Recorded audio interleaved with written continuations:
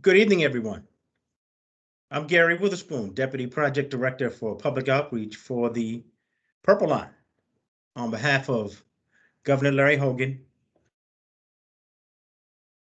Transportation Secretary Gregory Slater, and Maryland Transit Administration Administrator Kevin Quinn, welcome to the 8th Community Advisory Team meeting for the Silver Spring area. Due to ongoing COVID restrictions, we are trying the Teams format this time out. It's a little different and we hope easier to use than last time.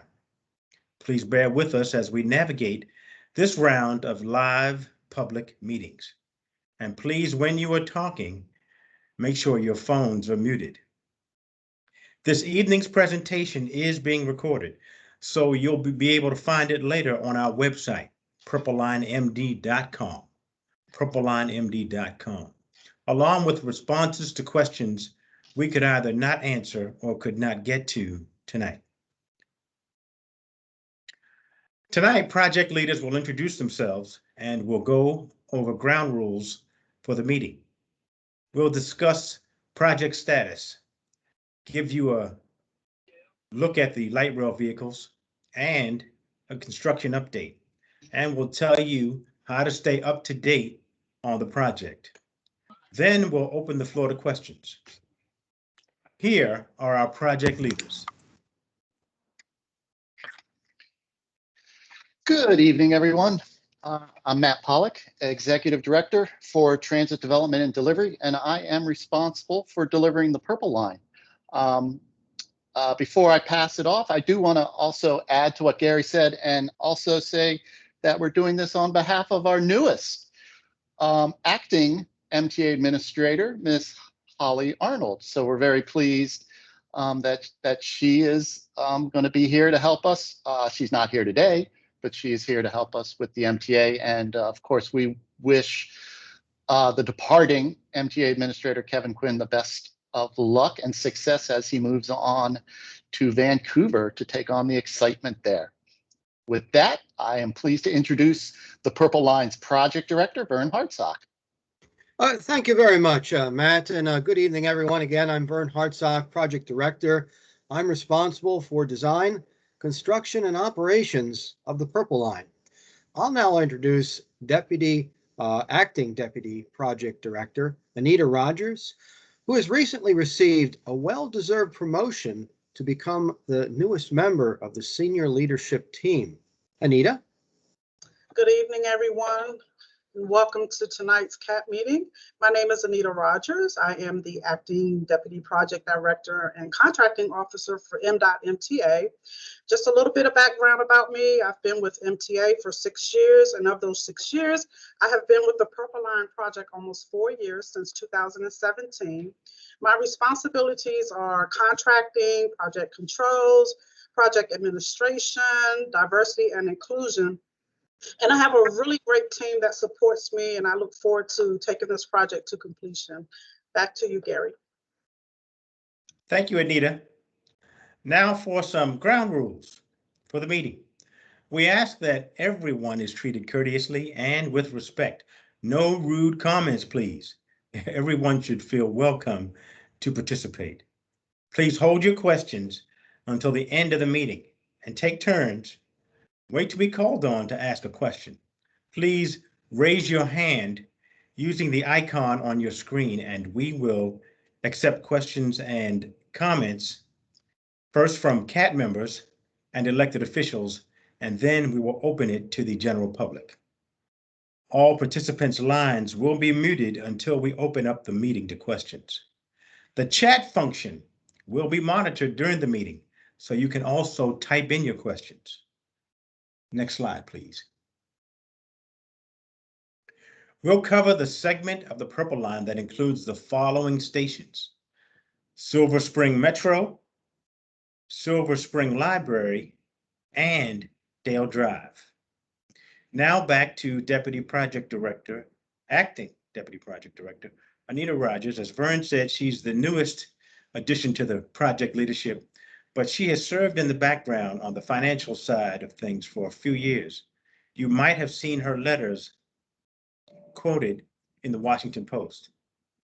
Now she's now you see what those that quote the person behind that quotation looks like. Collectively, Matt, Vern, and Anita represent the new leaders of the Office of Transit Development and Delivery, as Vern said, and they oversee the project for the Mdot MTA. Here's Anita.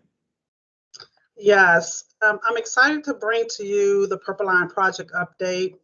And some of the points that I wanted to advise you of is that the settlement agreement was approved by the Board of Public Works, which is the BPW, and the Purple Line Transit Partners, PLTP.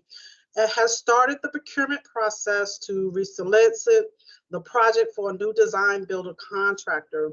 In addition to that, along with MTA and PLTP, we have final approval over selected replacement design builder contracts. And we have continued to manage and advance the construction during this time and interim. And just so you'll know, we've been very busy over the past 6 months, and I wanted to bring you up to date on the progress that we've made to get a new design builder on board. In January, I'm sorry, next slide, please. As you can see here, in January, our concessionaire, the Purple Line Transit Partner, issued a request for qualifications to several firms that previously expressed interest in working on the Purple Line. In March, PLTP received qualifications from a number of firms and wilted that number down to 3 qualified design builder teams who received the request for proposals. These 3 teams consist of, first, the Maryland Transit Solutions and their comprise of Dragados USA and OHL USA. Our second firm is Hallmark International, and third is Tutor Perini and Lunda, which is a joint venture. Now, these 3 proposal teams are currently reviewing documents, they're asking questions, they're conducting site visits, they're performing due diligence to evaluate the project. And at the request of these 3 proposal teams, the state, along with PLTP, have mutually agreed to extend the solicitation period by 60 days. And this will allow the teams more time to price the work going forward in a thoughtful and competitive manner. In addition to this, with so much existing information to absorb, the additional time will help the teams to go deeper into the data, reduce their risk, provide the best value to the state, and ensure a successful project restart. Once we have selected the firm with the best value, just so you'll know, then that will be submitted to the BPW. Next slide, please. And with that being said, I would like to turn it over to Vern Hartsock to discuss MTA management of manufacturing and construction. Vern? Thank you again, Anita. Mdot MTA has been working directly with CAF, the vehicle manufacturer, to progress the production of the vehicles. I'll mention that the vehicles themselves consist of 5 parts or car shells that, when assembled together, make up the full vehicle. A little bit of production status: all 130 car shells have been fabricated. 94 of them have been painted, and 82 of them are in Elmira, New York for assembly. 5 of them are in transit from Spain to Elmira. They're manufactured and painted, by the way, in Spain. And 7 are awaiting shipment from Spain to Elmira. Next slide, please. Now, let me first mention that when building a new light rail line, the first order of business is utility relocations.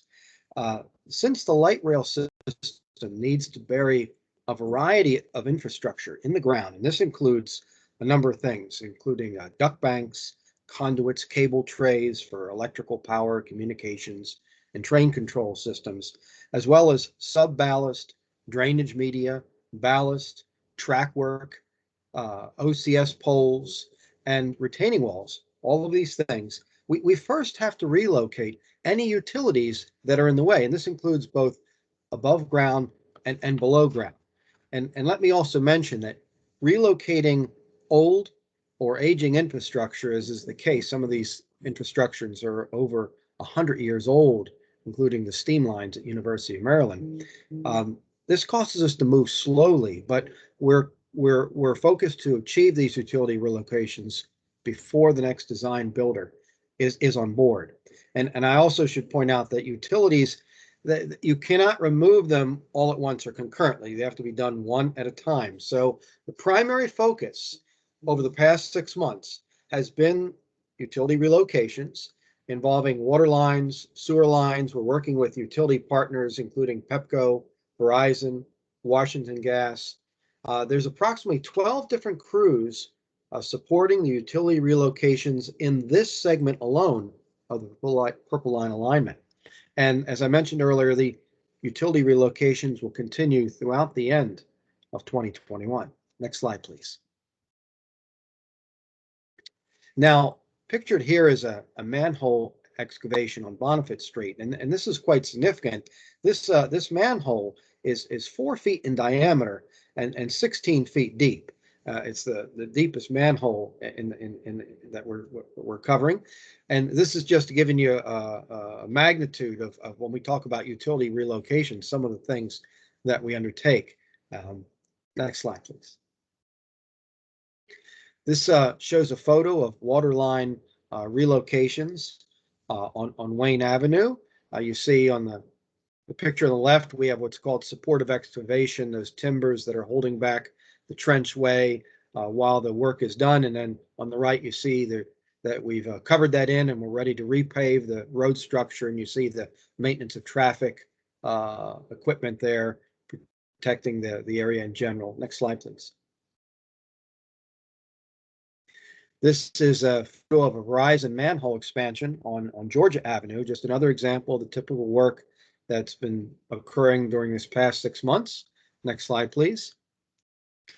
Now, in our 6-month look ahead as to what we're going to focus upon, again, we're going to continue the utility relocations, both underground and overhead, including WSSC waterline and sewer work, Pepco underground and overhead electrical services, Verizon telecommunications services, Washington Gas natural gas connections, and Comcast telecommunication services.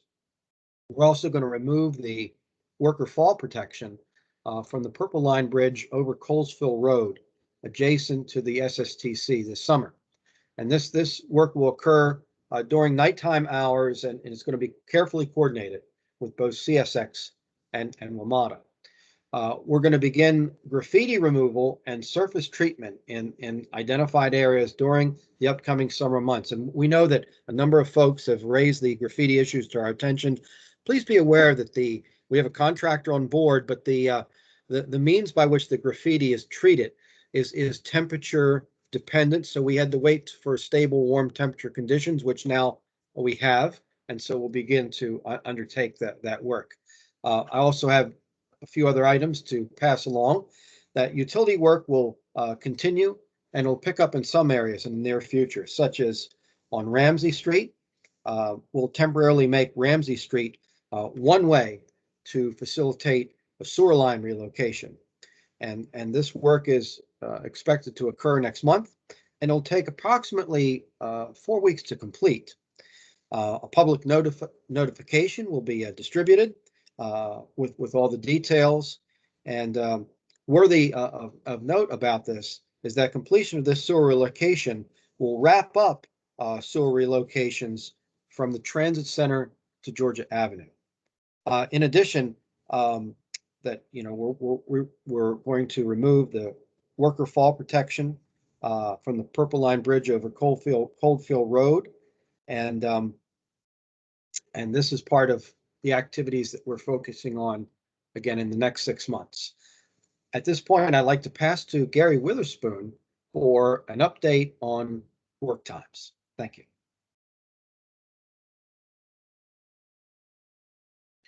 Thank you, Vern. As you can see, our typical work day shift will run from 7 a.m. to 5 p.m. and typical night shift from 7 p.m. to 4:30 a.m. when necessary. Our makeup maintenance day will be Saturdays as required.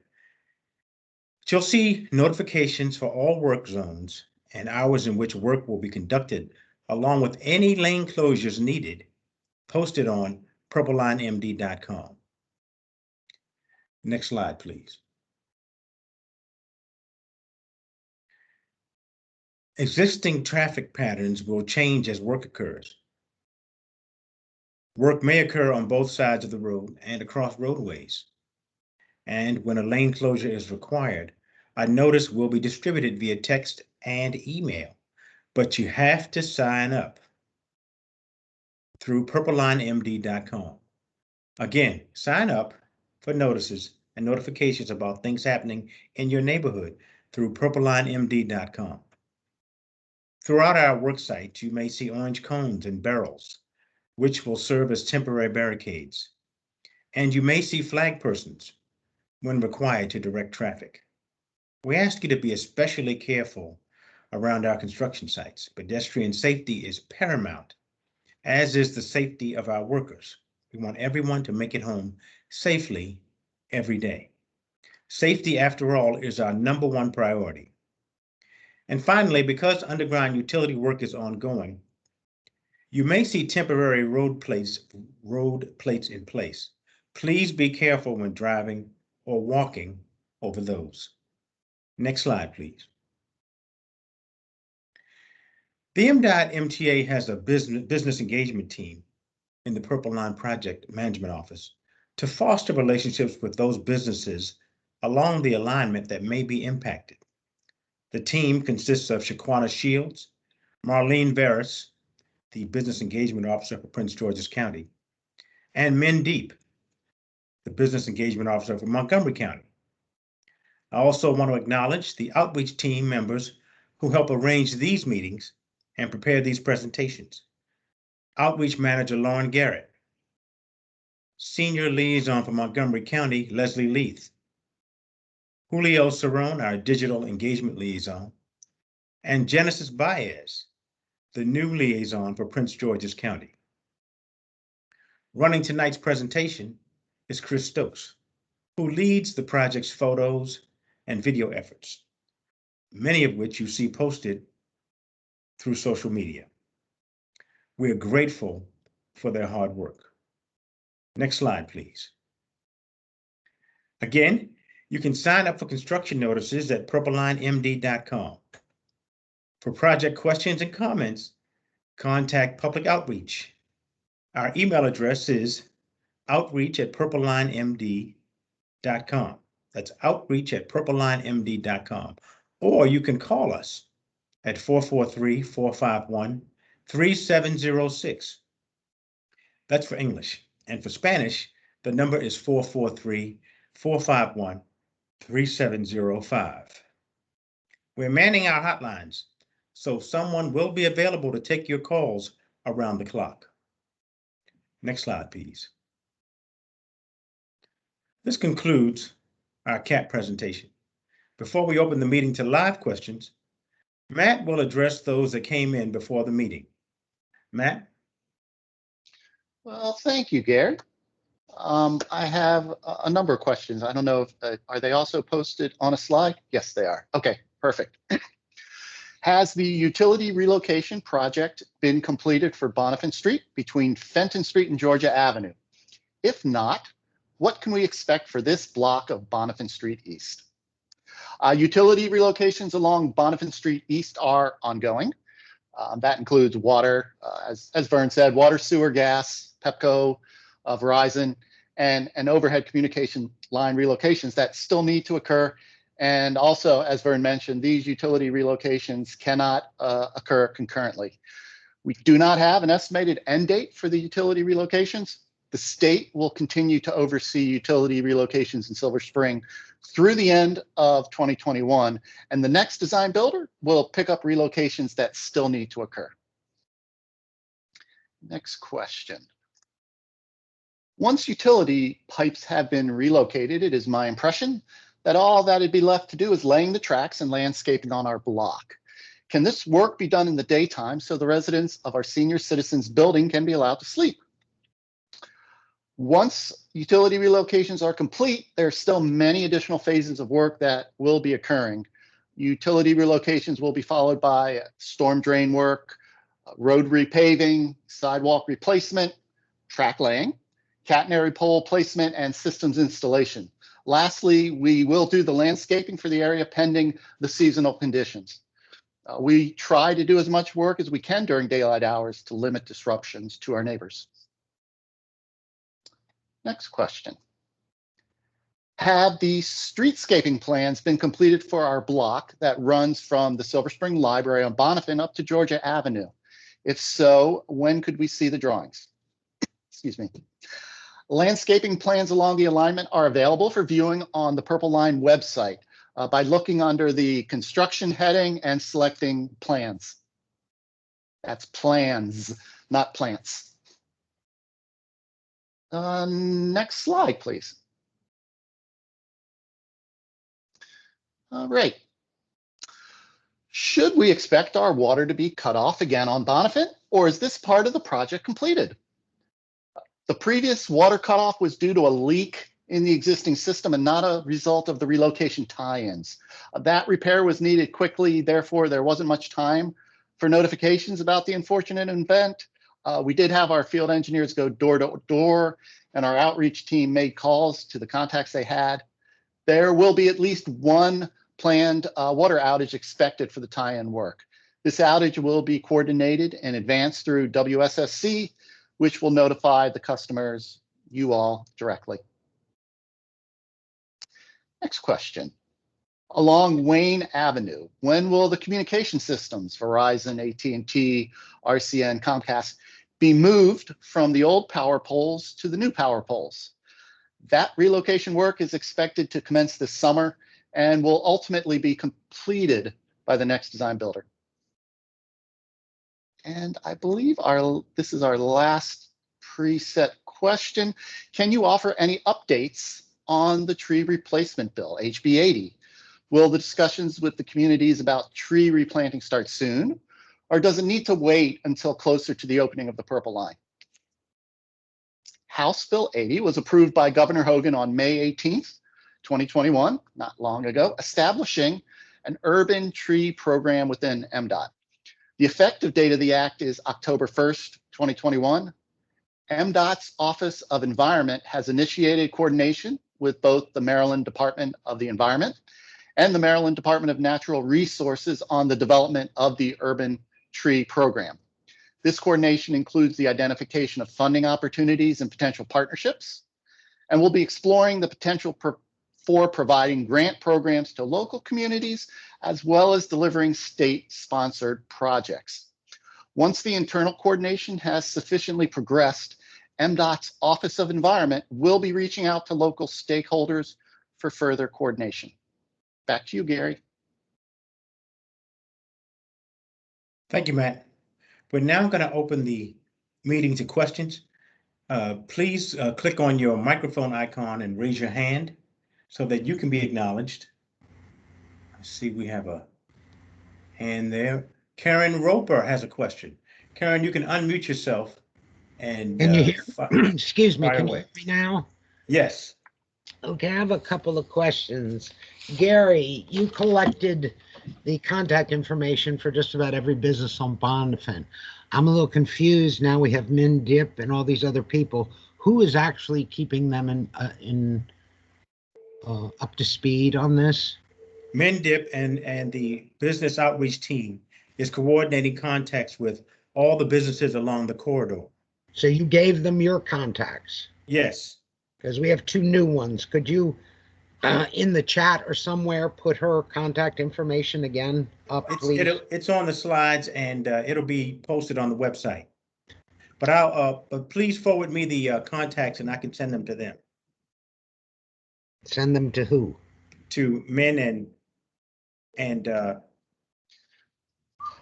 I think, Gary, Karen just wants us to paste the contact information for Min into the chat box so she will know how to reach out to Min. Okay, we'll do that.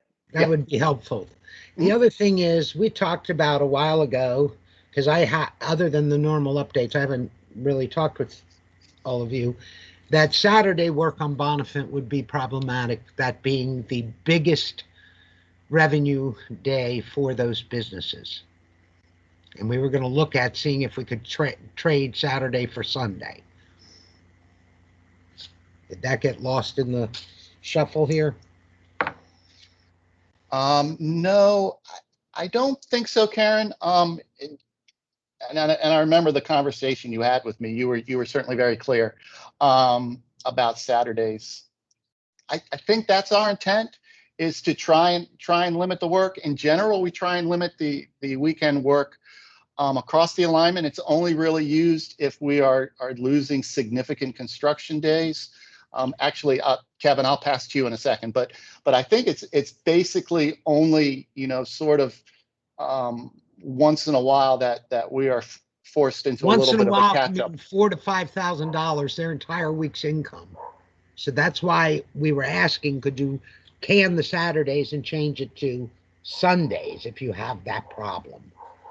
How have we been, and I apologize for not knowing, Karen, how have we been doing over the last 6 months? Have we been out there on Saturdays significantly? Not significantly. I'd have to check with the businesses. That's why I'm Okay. asking you. Okay. Your slide No, says Saturday will be the makeup day. We're Right. requesting Saturday never be the makeup day.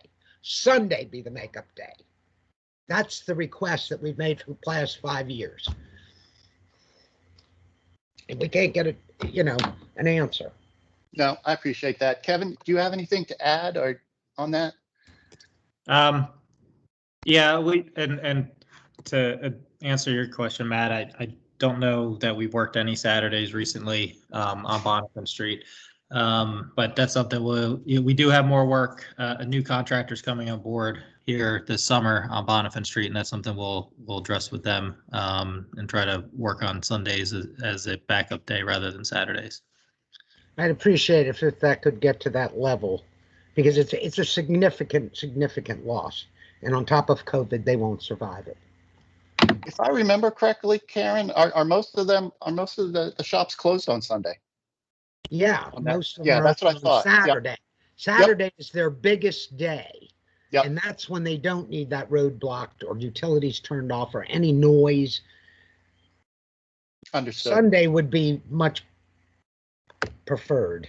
Okay, thank you. Okay, we have a question from Melvin Toll. Do you know yet where the catenary poles will be placed in the East Bonifant sidewalk?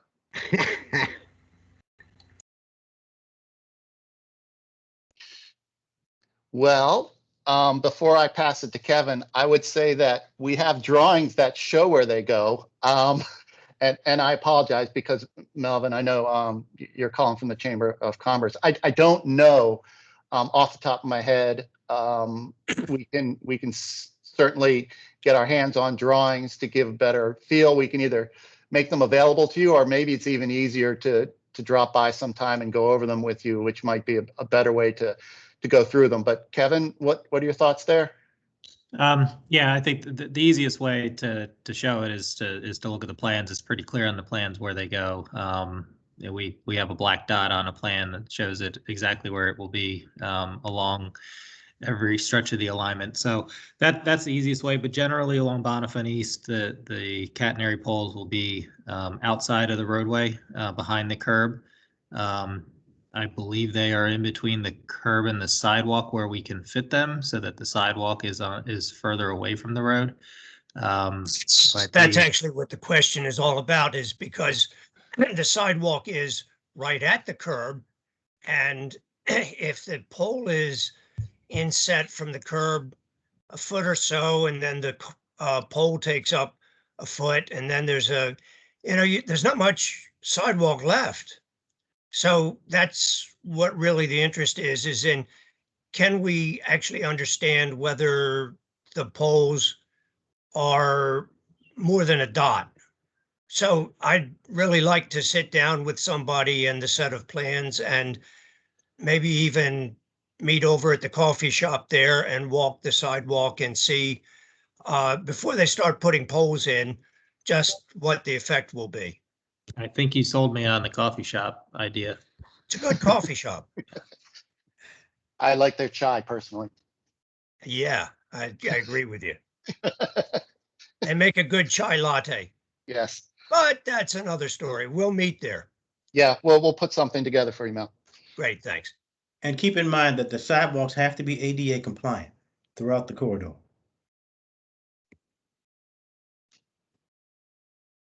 I don't know if you have the right of way for that.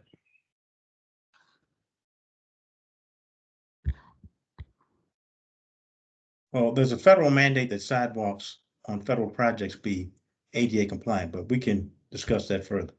We have a question from Kit Gage. Hey, thank you. I just wanted to clarify on the trees question. It sounded like from what you said that Mdot Office of the Environment is the they're the folks that are going to deal with the trees and you are not. So any questions that we would have about where and what species and when and all of that, it's all Mdot? That's correct. Kit, what they've done is they've made it the way the bill got finally passed. It's not specifically about the Purple Line. It's for any transit facility that's being constructed. So Right. Secretary Slater set up the area under the Department of Environment. Okay. And if you want, you can always send us an email. We can get you in contact with the right person. Okay, I'll do that right now. Thank you.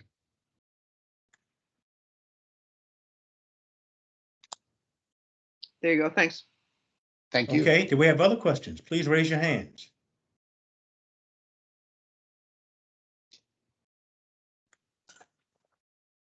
David Fields, take it away.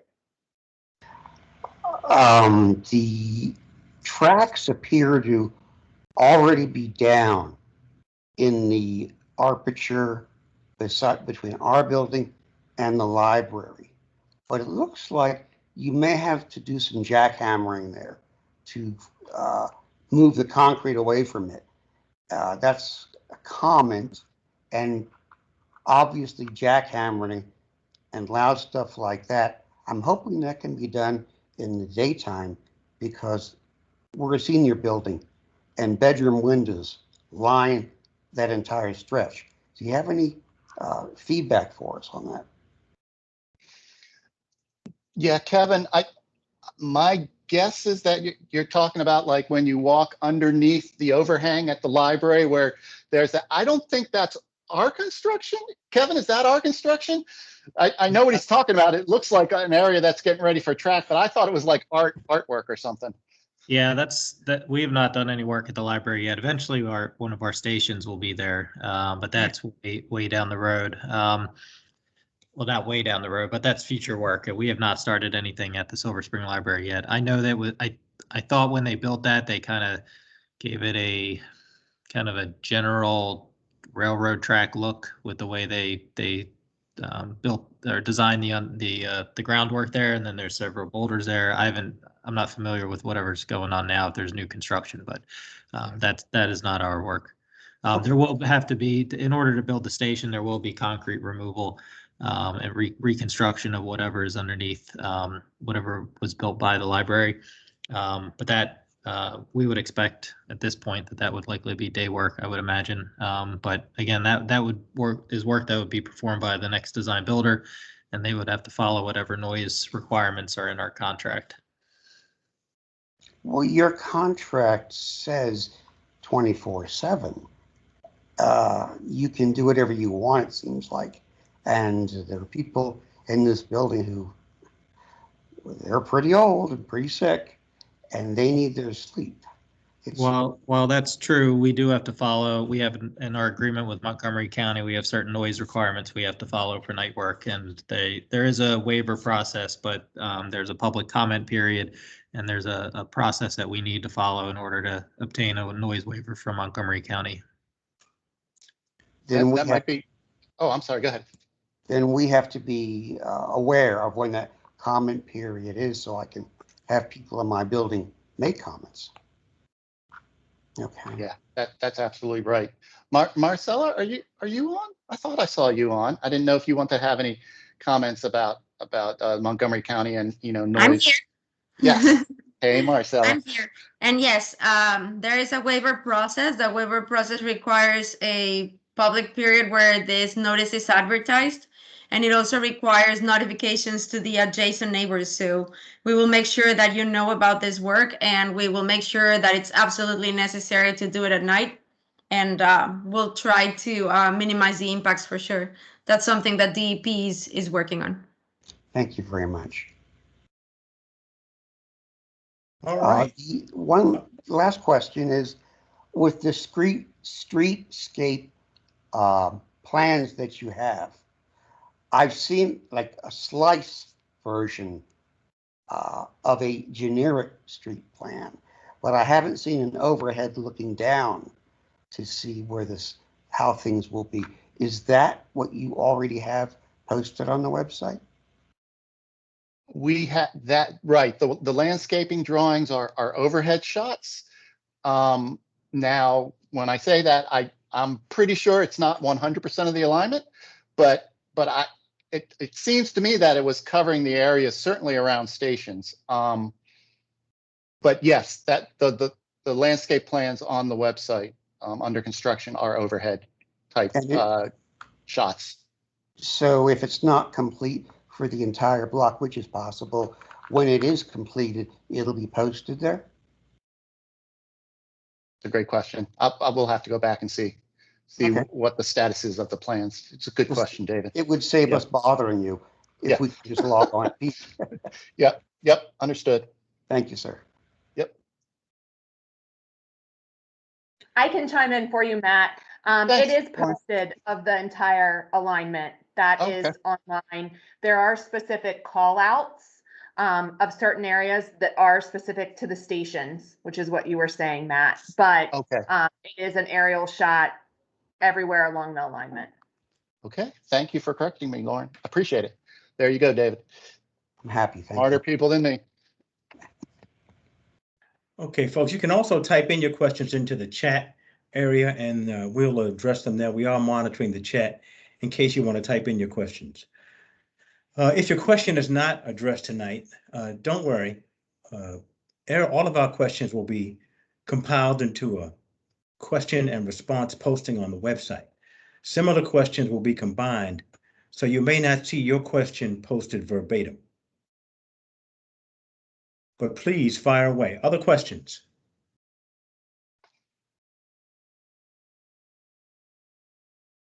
Raise your hands.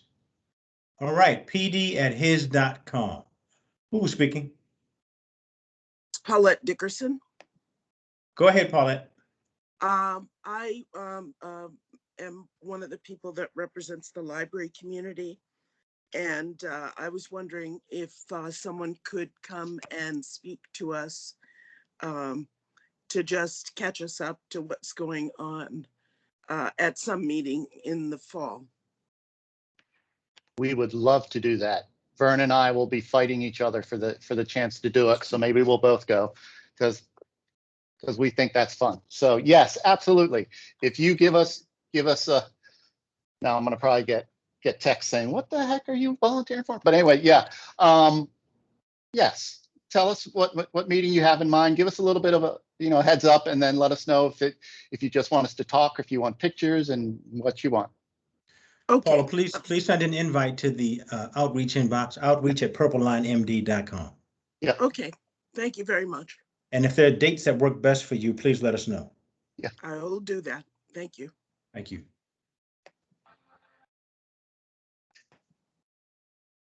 Other questions?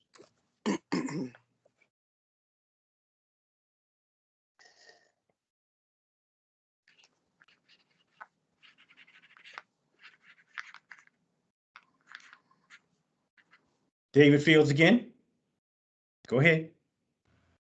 Just as a footnote, we've had such extensive briefings in the past that all past questions have been answered by you fastidiously, and the potential questions will come. And it's difficult to ask a lot of questions in addition to what you've presented, because we don't know what problems there will be, and neither do you at this point. So if there are minimal questions, that's understandable. That's understandable.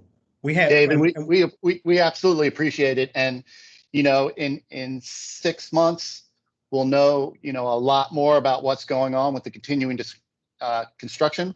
We'll also be in person, which will be much easier to have questions and answers. You know, I'm still getting used to these Zooms and Teams and everything. It's just, it is not the most comfortable way of holding a public meeting. It'll give us opportunity to have sidebar conversations, you know, lots of stuff. So looking forward to the next set of meetings 6 months from now. And in the meantime, you can send us questions for the next week until the close of business on June 1st, and we'll try to get those into the question and answer posting on the website.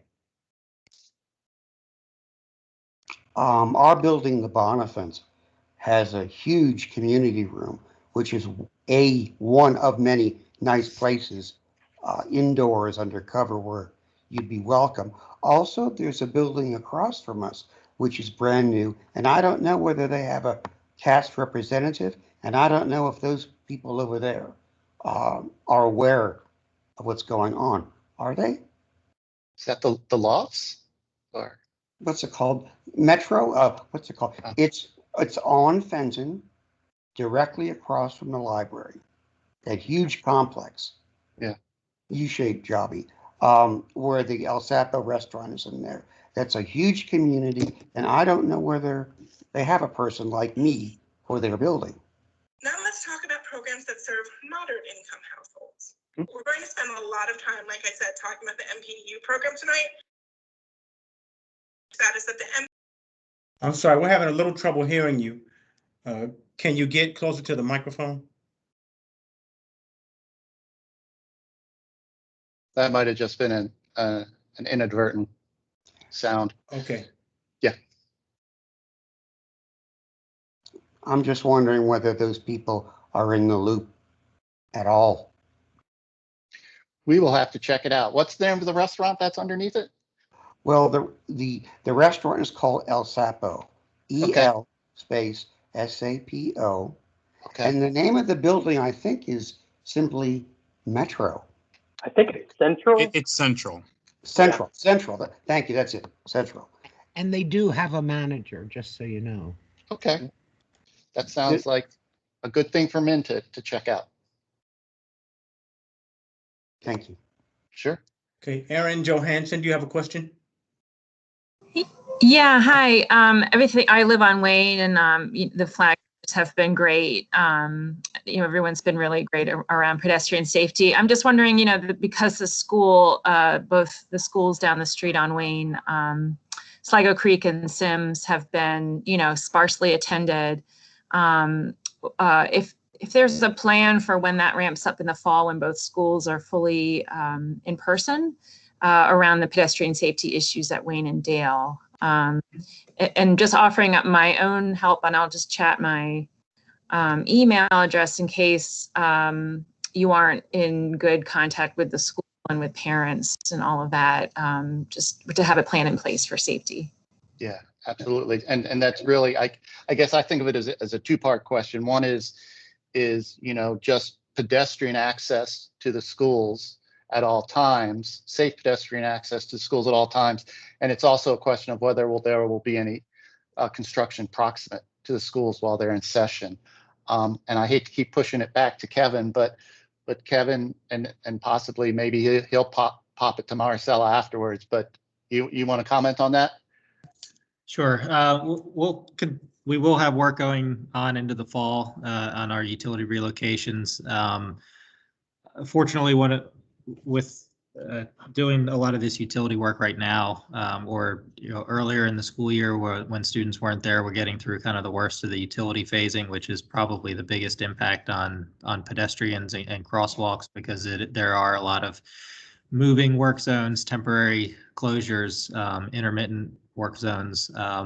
As the utility work closes out and the next design builder starts to pick up with the road construction and ultimately track construction, the work on Wayne will be more of a static work zone with barrier wall and kind of permanently closed sidewalks and long-term detours, where it's more of a established route that people will be able to become familiar with, both pedestrians and drivers. So I think that will ease some of the pain, I guess, around the school in particular in later phases, and we will be through hopefully the worst of it by the time school starts to come back in the fall.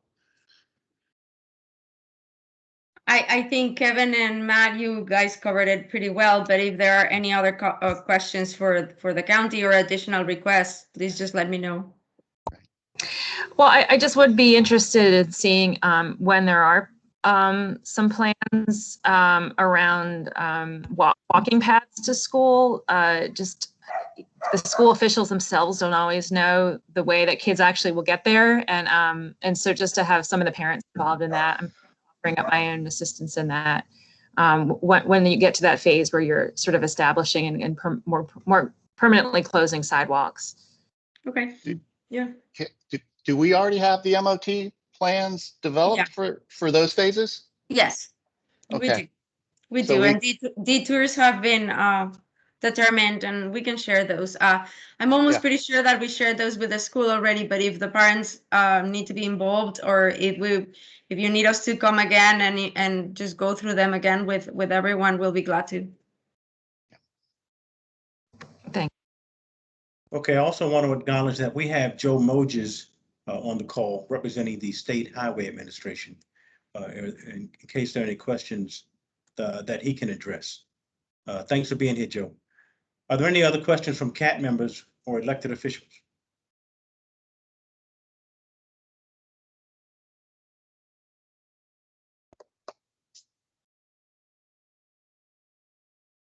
Please raise your hands.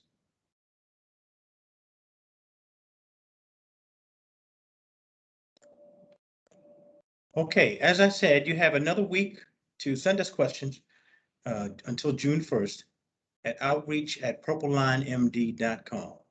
Outreach@purplelinemd.com. This concludes our Silver Spring CAT meeting. We thank you all for joining us. And Matt, any parting words? Well, I just want to say thank you to all of you who attended the meeting. I know, again, like I said, that this format isn't the most conducive, and we are really looking forward to getting out there and meeting with people in person. That will happen on the street as we happen to pass you, but certainly at the next CAT meeting coming up in the fall, and we look forward to that. Certainly keep sending in your questions, not only for this CAT meeting, but as they come up anytime over the next 6 months, you can fire them away to the outreach group and we will respond to you.